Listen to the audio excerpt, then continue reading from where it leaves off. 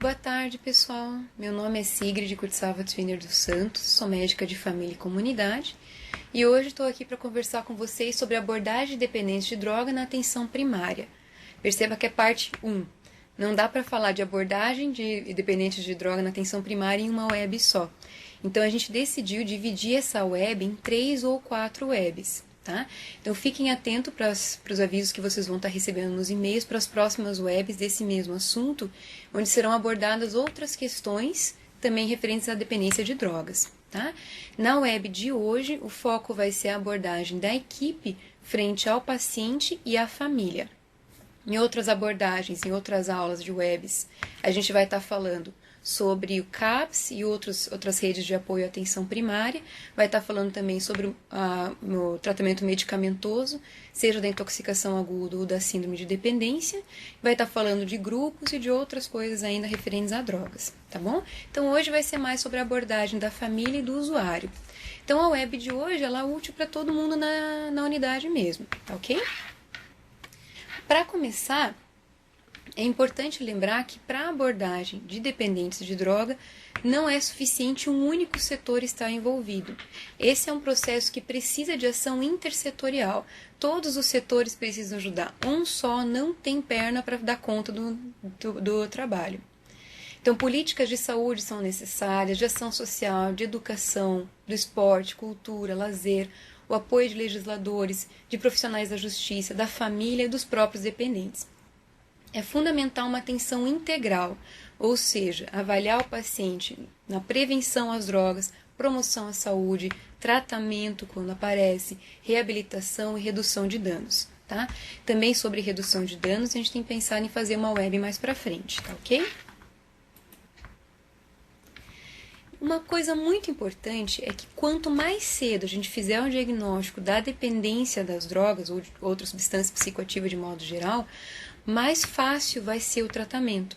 Então é importante que em toda possibilidade, em toda oportunidade, você pergunte para as pessoas se elas fazem uso de alguma substância psicoativa que gera dependência, ok?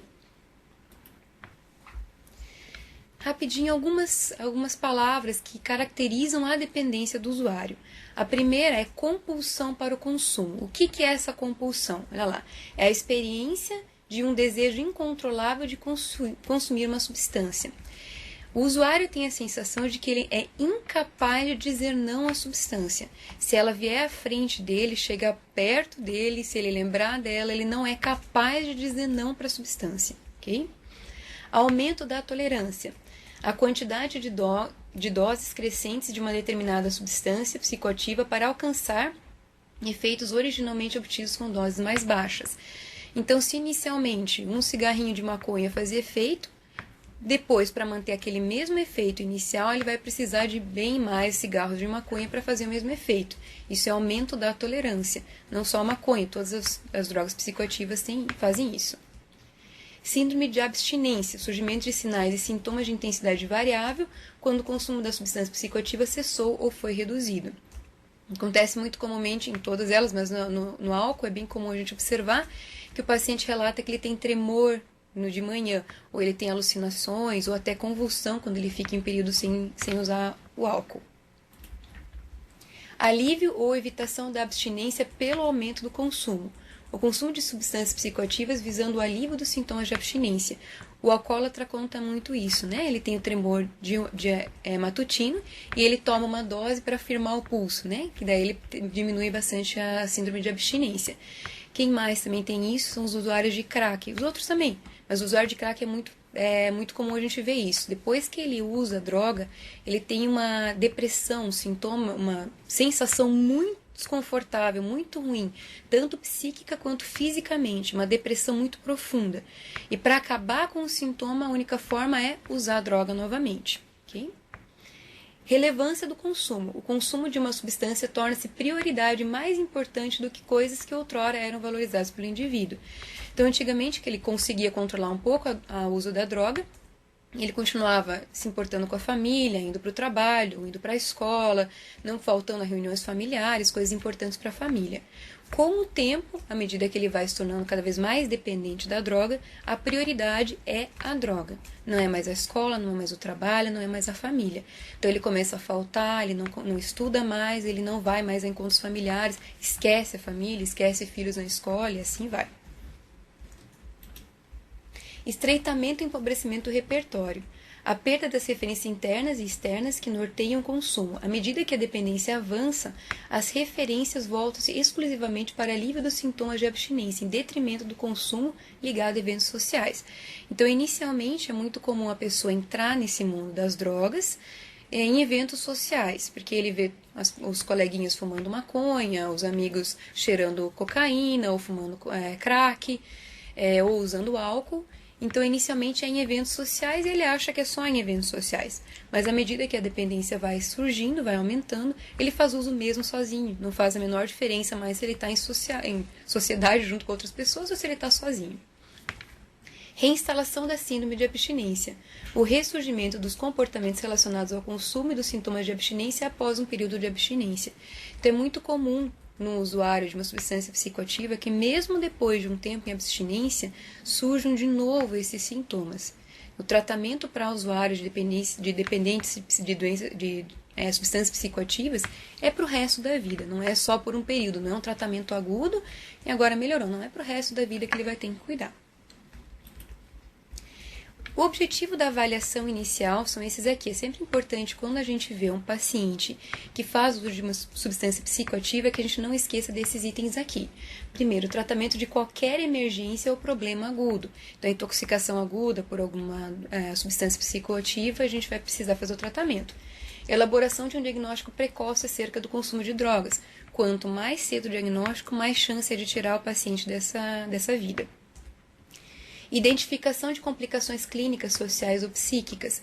Se já existem algumas complicações físicas, se já existem algumas doenças físicas pelo consumo da droga, se já existem doenças sociais, se tem tido problemas de familiares, ou problemas no trabalho, ou problemas na escola por causa do uso da droga, e se vem apresentando algum sintoma psíquico, ansiedade, tremores, medos, depressão, tá? Investigação de comorbidades psiquiátricas. É muito comum em usuários de substâncias psicoativas ter uma comorbidade psiquiátrica associada. Por exemplo, no etilismo é comum ter associado a depressão e em alguns também a fobia social. Não sei se vocês já ouviram falar que é muito comum um adolescente que é fóbico social, que tem dificuldade de se enturmar, dele beber o álcool, porque o álcool desinibe ele e deixa ele mais animado para conversar com todo mundo, né? E aí ele entra nessa vida de cada vez beber mais álcool e precisar de uma dose maior para ter os mesmos efeitos anteriores. Então é muito comum ter uma doença psiquiátrica associada. Tendo uma doença psiquiátrica associada, é importante fazer esse diagnóstico, porque se ele ficar abstinente, vai precisar provavelmente tratar essa doença psiquiátrica que estava associada. Motivação do indivíduo para a mudança, isso é fundamental. Existem graus de motivação, inicialmente sem motivação e depois com motivação para fazer a mudança. Em todos esses graus de motivação, o funcionário, o profissional da saúde, ele pode intervir.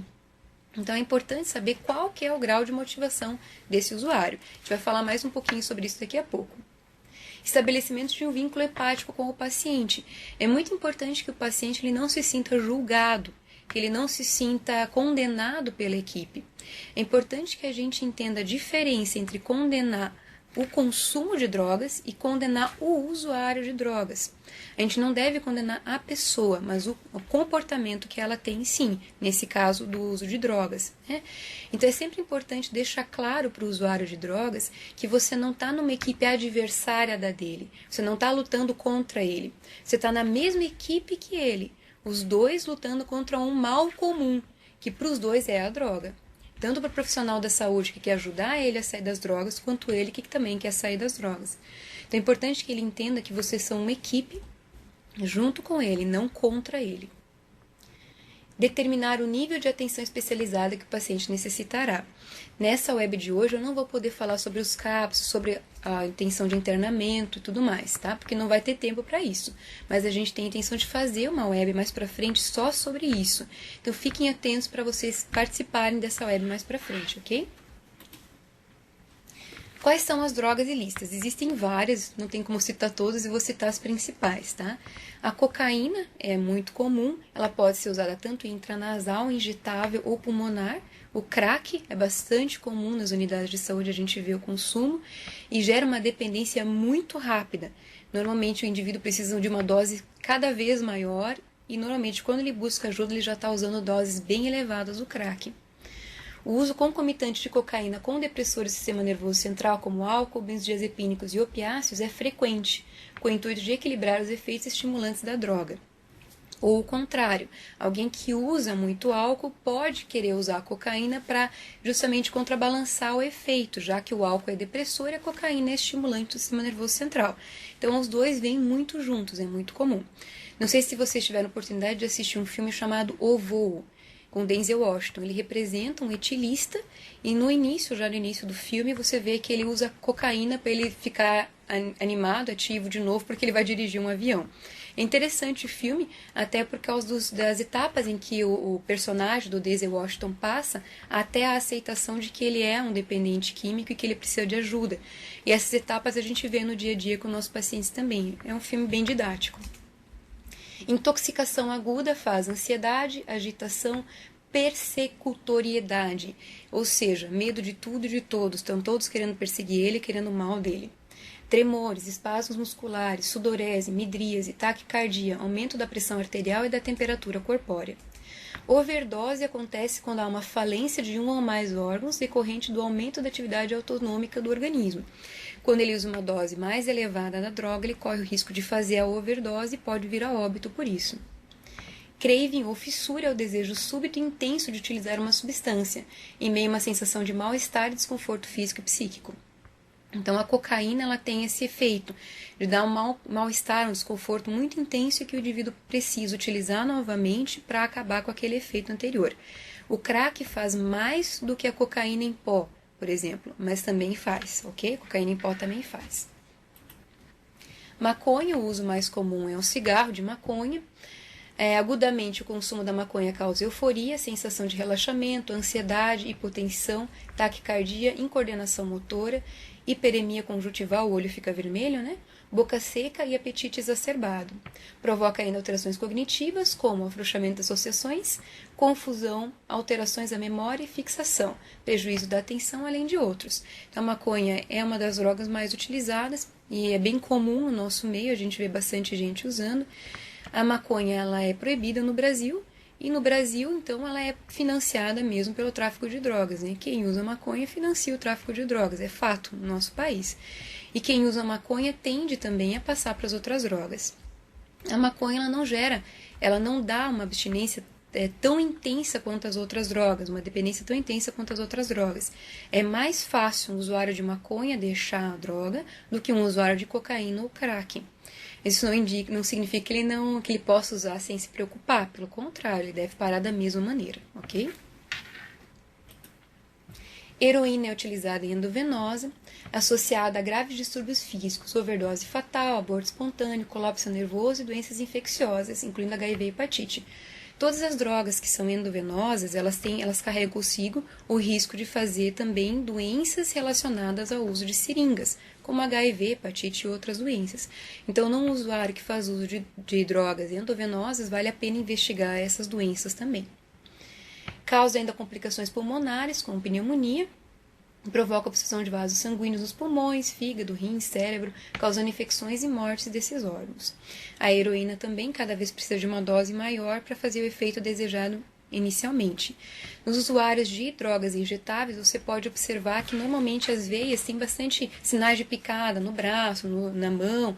Os usuários de drogas injetáveis, eles procuram qualquer veia para injetar. Se uma das veias obstruiu, ele vai para outra veia. Se não tiver mais veia no braço, ele procura veia no pé. Se não tiver veia no pé, ele vai procurando veia para injetar. Ele precisa de uma veia para injetar. E as veias vão obstruindo e realmente ele vai ter que trocar toda vez de veia. Solventes ou inalantes, o lança-perfume é um desses exemplos. Eles causam efeitos anestésicos, reduzindo a função do organismo, levando à perda da consciência. Pode induzir a parada cardíaca e morte rápida. O abuso crônico pode causar danos graves ao cérebro, fígado e rins. Tá? Além dos inalantes, ainda temos o êxtase, que é mais consumido na forma de tabletes ou cápsulas, provoca delírio, nistagmo, que é um tremor nos olhos, crises hipertensivas, precordialgia, arritmias cardíacas, hepatite tóxicas, hipertermia, confusão, rabdomiólise e coma. A arritmia cardíaca e a hipertermia são os efeitos colaterais mais comuns dessa droga, tá? Não estou passando essas drogas aqui para vocês decorarem tudo isso, porque não tem como mesmo. É importante vocês questionarem ao usuário qual é a droga que eles usam e ficar atento aos sintomas que são gerais, que normalmente sintomas bem semelhantes entre uma droga e outra. Bom, existem várias drogas no mercado, é importante você perguntar qual que é o que o usuário está utilizando. Em qualquer usuário de drogas, existem alguns estágios em que ele vai decidir ou não deixar a droga. A gente ouve muito desses estágios no tabagismo, a gente estuda muito isso no tabagismo. Pré-contemplação, contemplação e assim vai. Mas todos os usuários de drogas psicoativas passam pelos mesmos estágios. Alguns mais lentamente, especialmente naquelas drogas que causam menos sintomas de abstinência, alguns mais rapidamente, como, por exemplo, no crack, que causa muito sintoma. Então, a primeira fase é a pré-contemplação. O que é essa fase? É aquela em que o paciente não tem ideia do problema e não tem planos para melhorar. Então, para ele, não faz diferença nenhuma. Ele acha que usar um cigarro de maconha não tem problema nenhum e ele continua utilizando. Ele acha que não vai fazer a menor diferença. Se ele usa cocaína de vez em quando nas festas, ele acha que isso é normal e que não tem problema nenhum. Se ele usar um pouco de álcool, ele acha que ele tem controle sobre aquilo e que não tem problema nenhum. Ainda nessa fase, especialmente na questão do álcool, é difícil para o profissional da saúde saber se esse paciente está ou não dependente do álcool, porque ele refere que ele tem controle, e aí você não sabe muito bem como que está a relação dele com o álcool. Mas você percebe ao longo do tempo, com a longitudinalidade, qual que é a relação dele com o álcool.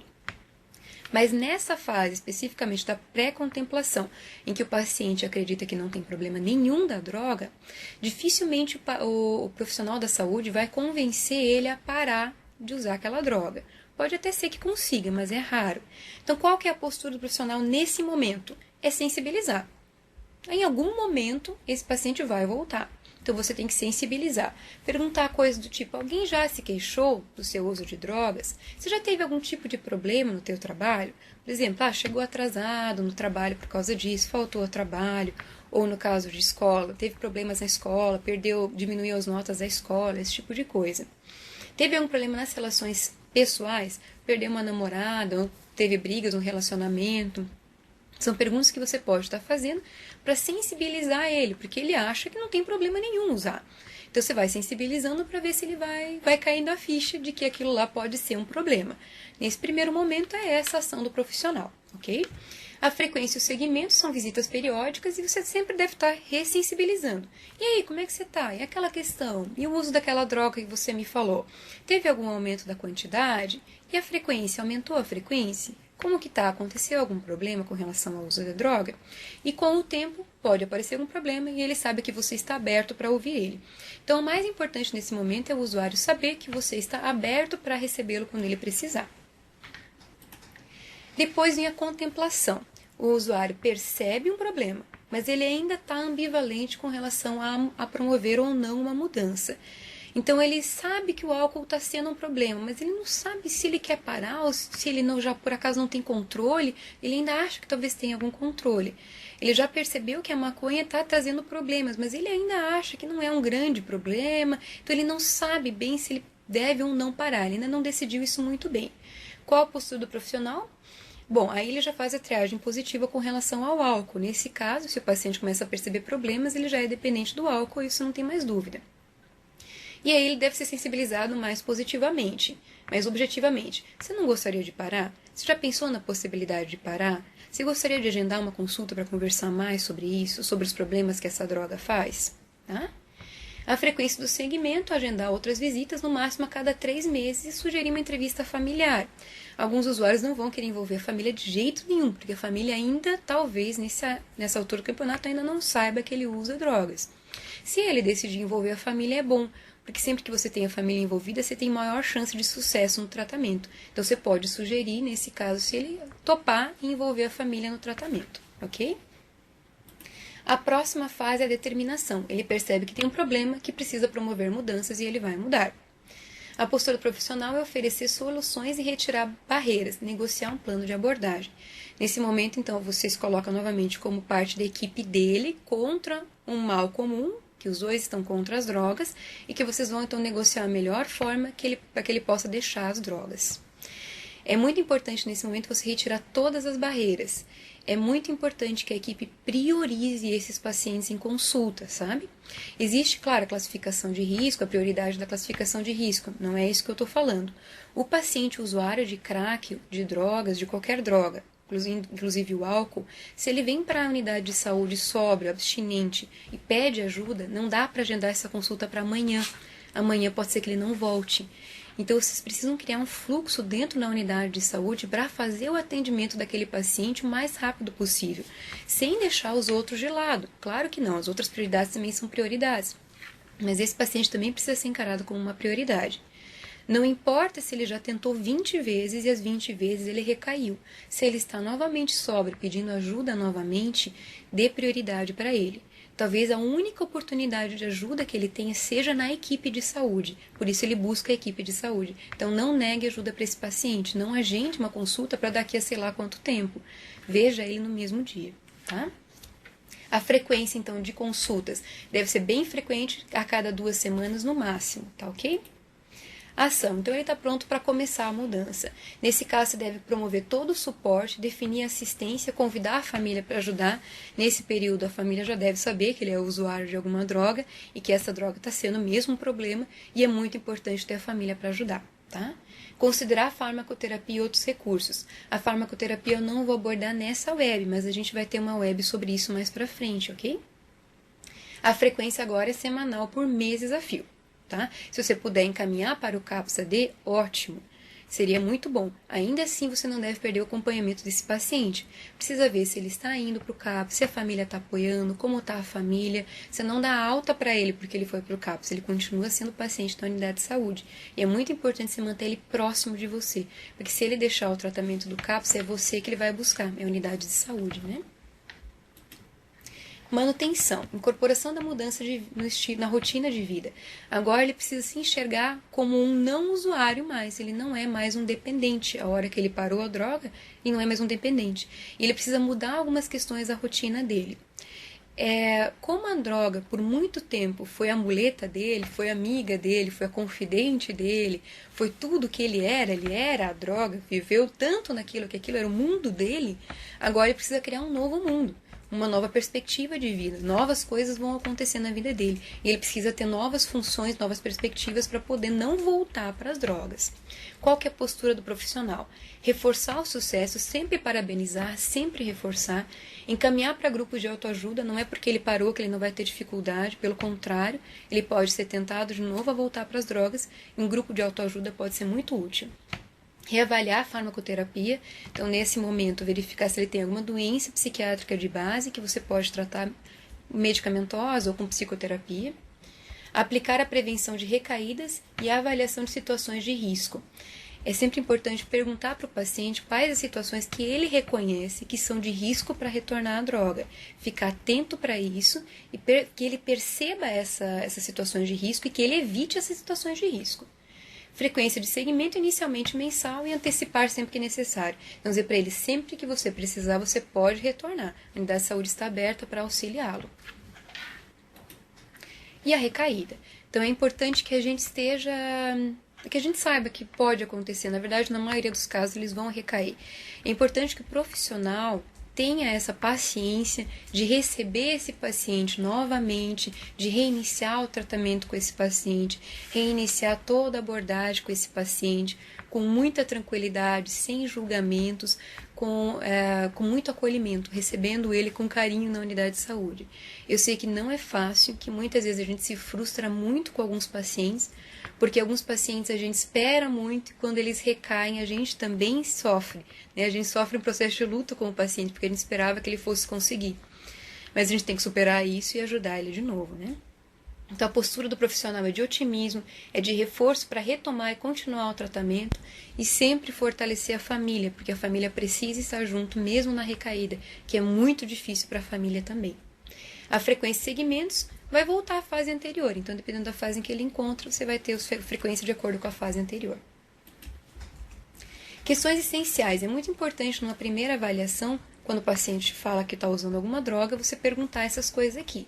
O último episódio de consumo, o tempo em que ele está abstinente, a quantidade de substância que ele consome, a via de administração escolhida é importante, o ambiente de consumo, se é festas, na rua, no trabalho, com amigos, com desconhecido ou sozinho, e a frequência do consumo dos últimos meses. O aconselhamento. Então, eu vou falar um pouquinho sobre o aconselhamento ainda. Primeiro, o aconselhamento não é dizer o que deve ser feito e o que não deve ser feito, porque senão a tua relação com o usuário vai ser de professor-aluno, né? Não é essa a ideia, não é que você fale para ele que tem que fazer, ele tem que obedecer e ponto final. O aconselhamento não é isso. O aconselhamento é levar ele a perceber quais as mudanças que ele precisa adotar na vida dele, que atitudes ele precisa tomar. Só ele sabe isso, só ele sabe quais situações de risco. A gente não sabe. Então a gente precisa tirar dele as coisas que ele sabe para a gente poder estar ajudando ele, né? Então, o aconselhamento consiste em levar à reflexão. Qual a sua opinião sobre seu consumo atual de álcool, de maconha, de drogas? Qual que é a sua opinião? Dar responsabilidade. O que você pretende fazer com relação ao seu consumo? Você já pensou nisso? Opinar com honestidade. É importante que você seja honesto, sensível, não jogue a culpa nele, não seja muito duro, mas que você seja sensível, mas seja honesto.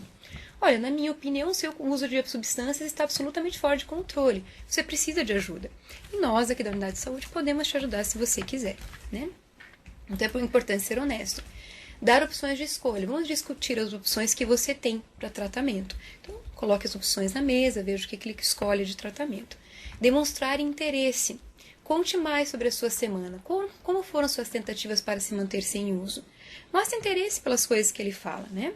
Facilitar o acesso. Vamos tentar encontrar um horário que se adapte bem a nós dois. Então, perguntar para ele, olha, qual que é o horário mais difícil para você se manter abstinente, para você não usar a droga?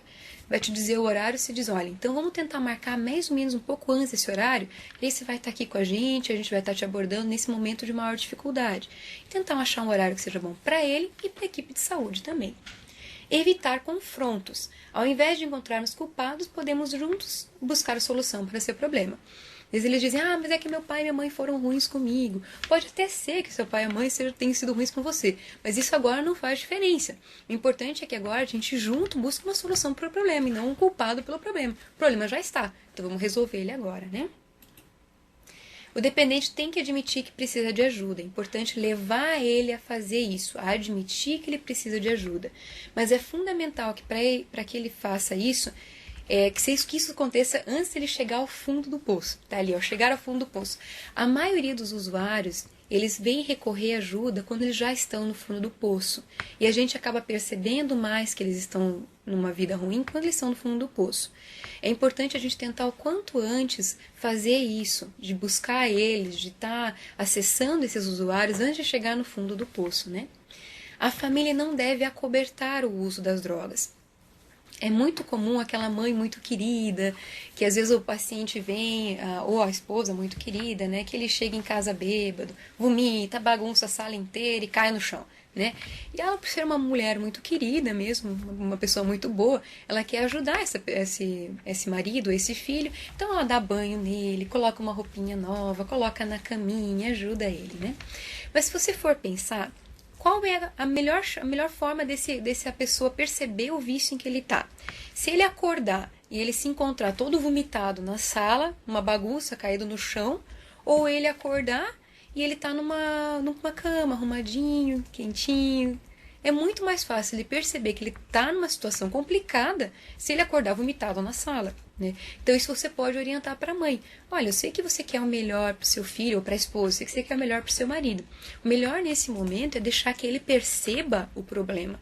Não tente acobertar mesmo nesse aspecto. Outra coisa importante é que a família precisa falar como ela se sente. Às vezes a família evita porque não quer confronto, não vou falar como tenho me sentido, né? Mas é muito importante que a família fale, olha, esse uso de álcool está sendo prejudicial para a nossa família. Olha, o que você está fazendo está prejudicando o nosso relacionamento. É importante que a família mantenha uma comunicação bem aberta. Mostra aceitação pelo indivíduo, porém não pelo seu comportamento. Foi aquilo que eu falei. Deixar bem claro de que você faz parte da mesma equipe que ele, você não é da equipe contrária dele. E que vocês dois estão lutando contra o mesmo mal, que é o mal das drogas. Os dependentes tendem a ser infantis ou manipuladores e sabem despertar compaixão. Vocês já viram isso? Especialmente aqueles que são dependentes em dolantina. Né? Quem trabalha em 24 horas já viu isso. Como o paciente é bem manipulador, ele para poder usar, para poder ter acesso a essa droga, ele manipula mesmo a equipe. Né? Não passe sermões e tenha uma atitude sensível, mas firme. A tua opinião é firme, mas você acolhe a pessoa com muito amor. Né? É importante, então, interromper o uso. Para isso, o apoio é fundamental. Deixe claro para ele de que sozinho ele provavelmente não vai conseguir. Até pode conseguir, mas a gente sabe que o apoio é fundamental, ok? O tratamento médico pode sim ser útil, então é importante que em alguns casos você encaminhe para o tratamento médico, sim. O dependente precisa aprender a lidar com o estresse sem a droga, rede de apoio. Boa parte dos dependentes, quando eles estão saindo da droga, quando eles estão em período de abstinência e acontecem dificuldades na vida, eles tendem a voltar para a droga. Porque a droga é aquela muleta, aquela amiga, companheira que ele vivia por muito tempo quando ele tinha dificuldades. Então agora que ele tem dificuldades, ele quer voltar à droga. Como ele pode não voltar? Tendo uma rede de apoio para que ele possa se abrir. Ele não volta para as drogas, tá? Então sempre estimule o usuário a ter uma rede de apoio. O dependente precisa criar uma nova identidade sem a droga, ele não é mais o dependente. E essa identidade não é fácil de ser criada, porque ele viveu tanto tempo no mundo das drogas que agora o mundo é outro. E ele precisa se identificar novamente com esse novo mundo. É importante construir e restaurar a autoestima e tratar a culpa. Muitos usuários perderam a família, não têm mais contato com filhos, perderam o emprego e podem ter uma sensação de culpa muito grande nesse período. Então é importante que você esteja tratando todas essas coisas na vida também do usuário. Dê apoio. Geralmente são pessoas solitárias. Normalmente, especialmente quando chegaram já no fundo do poço, a família já deixaram o emprego, já não tem mais amigos, os amigos que têm estão nas drogas e pior do que eles. Então são pessoas solitárias, por isso eles vêm procurar ajuda na unidade de saúde. Às vezes é o único apoio que eles têm. Tá, ok? Não negue ajuda, dê ajuda, são pessoas solitárias. Procurar grupos de apoio na comunidade. A maioria das comunidades tem algum grupo de apoio. Faça um diagnóstico da tua comunidade. Já descubra na tua comunidade quais são as redes de apoio presentes para usuários de drogas, para que você possa indicar para a família e para o usuário que vá procurar esses locais. Igrejas normalmente têm também. Garantir atendimento quando precisarem, priorizar, foi aquilo que eu falei. Crie um fluxo na sua unidade de saúde, conversem com todos, enfermeiros, médicos, dentistas, juntem todos e criem um fluxo de atendimento que vocês possam fazer o atendimento no dia desse paciente. E é claro que é fundamental garantir o sigilo. Esses pacientes às vezes têm receio que alguém da unidade vá contar lá na comunidade. Às vezes até tem um vizinho que está esperando na recepção. Então ele tem medo que a informação vá vazar na comunidade, né?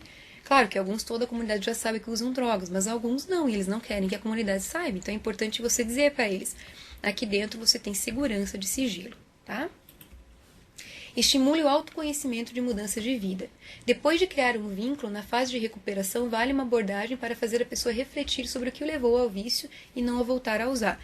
Nesse momento, é interessante fazer um genograma, porque aí ele pode perceber o que foi que aconteceu na história de vida dele, da família dele, que o levou a usar a droga.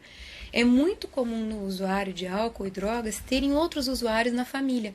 Então, às vezes ele vê, puxa, o pai usou, meu tio usou, meu irmão usa, não sei mais quem usa. Então tá na história da família essa carga de alcoolismo ou drogadição na história da família. E ele pode perceber quando ele faz o genograma e decidir a partir daquele momento romper essa história familiar e começar uma nova história sem o álcool e sem as drogas. Então, nesse momento, podem surgir questões familiares. Muito provavelmente vão surgir questões familiares. É importante definir objetivos para o futuro. Então, o usuário precisa ter agora um novo propósito de vida. Se ele vai estudar, o que ele vai fazer da vida, ele precisa agora ter um novo mundo para pensar. Nessa abordagem é interessante abordar a família junto. Se ainda tiver a família presente, traga a família junto. Isso é muito importante. Aconselhe a família sobre o vício da droga e esteja aberto a tirar dúvidas, porque a família não sabe bem sobre as drogas e tem muito receio dos efeitos que as drogas podem causar. Então tire todas as dúvidas da família. Estimule a família a expressar seus sentimentos, que a gente falou já. Precisam enxergar se existem atitudes deles que estão contribuindo para a manutenção do vício, e sem julgamentos, né? A família você não deve dizer que a família é culpada, você é culpada por isso que aconteceu, não é essa a questão. Mas é que tipo de atitude a família pode fazer para estar auxiliando e para estar evitando que novos problemas surjam, né? À medida que o vício se estabelece, os membros da família assumem o papel daquele que está dependente. Quando ele deixa o vício, ele volta a assumir o papel, isso é muito comum. O paciente agora está abstinente, então ele decide tomar de novo o papel da família. Quando é o marido, ele decide tomar o papel de marido, né? Decide de organizar as questões dentro da casa, isso é muito comum. Só que alguém outro tinha esse papel antes, então ele acaba interferindo com o papel que alguém outro tinha tomado porque ele estava dependente. Na época que ele estava dependente, ele não assumia papel nenhum, e agora ele está assumindo. Esse momento é de crise também na família. Apesar de ser uma coisa legal, que a pessoa está saindo do vício, existe um período de crise na família, de readaptação da família com essa nova pessoa, que não é mais uma pessoa inexistente ou dependente, mas é uma pessoa que tem vontades na família também. É importante que a gente esteja acompanhando essa família. A família se acostumou sem ele ou tem medo que ele volte para o vício. Então, às vezes, a família não dá o papel para ele, não dá de novo funções para ele na família, porque pensa assim, vai voltar a usar, e a gente vai ter que fazer isso tudo de novo. Então, é importante você orientar a família que vá, aos poucos, dando papel, dando funções para ele na família, para ele se sentir útil novamente e não queira voltar para as drogas. É importante colocar a família em grupos, você pode inclusive estimular a formação de grupos com famílias de usuários, se já existe grupo, aconselhar que participem de grupos. Genograma e ecomapa são muito importantes, o genograma esclarece algumas questões familiares, como por exemplo, padrões de repetição familiar, do uso do álcool, das drogas. Então é interessante você fazer o genograma. O ecomapa abre a imagem, né? O paciente consegue enxergar quais são as redes de apoio que ele tem. Então é interessante fazer isso. Em uma outra web, se for o caso, a gente pode até estar falando mais sobre o genograma e ecomapa, né? Mas não é o momento agora. Principais fatores de suscetibilidade e risco para o uso de drogas. Existem alguns fatores familiares que aumentam o risco de um filho, por exemplo, de alguém da família usar drogas. Não quer dizer que a família é culpada pelo uso de drogas. Culpados são muitos. Não só a família, né? Todo o sistema é culpado por isso. Mas existem fatores de risco, né? Só para ficar atento. Problema de relacionamento entre pais e filhos. Toda família tem seus problemas de relacionamento entre pais e filhos. Mas quanto melhor for a comunicação entre pais e filhos, menor é a chance das drogas entrarem na família. Relações afetivas precárias. Sempre que o afeto for claro, for bem falado, for bem sentido pelas pessoas, menor é o risco de ter drogas na família. A ausência de regras e normas claras, ou seja, a ausência de limites. O uso de drogas pelos pais, irmãos ou parentes próximos, foi aquilo que eu falei no genograma, se você percebe isso. Situações de conflitos permanentes que nunca são resolvidos, dificuldade de comunicação, falta de acompanhamento e monitoramento constante dos filhos por parte dos pais. Os pais deixam sem limites, né? Deixam muito livre, não monitora, não vê se está tudo bem. Falta de apoio e de orientação. Já os fatores que protegem são exatamente os opostos, né? Vínculos familiares fortes, monitoramento e supervisão dos pais com relação a horários, o que o filho está fazendo, qualidade dos vínculos familiares, com afeto bem falado e bem sentido, apoio, se a pessoa se sente apoiada pela família, relacionamentos positivos, que falam bem, que apoiam, que auxiliam, né? Que fortalecem, negociações claras, família que tem capacidade de negociar, estabelecer regras e limites claros, uma comunicação boa e convencionalismo e equilíbrio na família. Sempre preparado, você sempre deve estar preparado para recaídas, avisar a família disso e que nunca deve ser desistir. Tá? Então não critique quando houver recaídas, esteja aberto para receber novamente e estimule o dependente e a família a tentar de novo. Não dá para desistir, né? Então só para terminar, quando você encontrar um usuário de qualquer doença, droga psicoativa, inclusive benzodiazepínicos, né, que também geram dependência, o interessante é você abordar isso aqui. A hora de se libertar das drogas é agora, mas sozinho você não vai conseguir. Você precisa de um grupo de apoio e nós aqui da Unidade de Saúde podemos te ajudar. É importante dizer, a recuperação do vício é um processo que dura a vida inteira, não é um evento único. Não é porque você saiu do vício que você não corre mais o risco de voltar. Você pode voltar, então sempre você vai precisar de uma rede de apoio.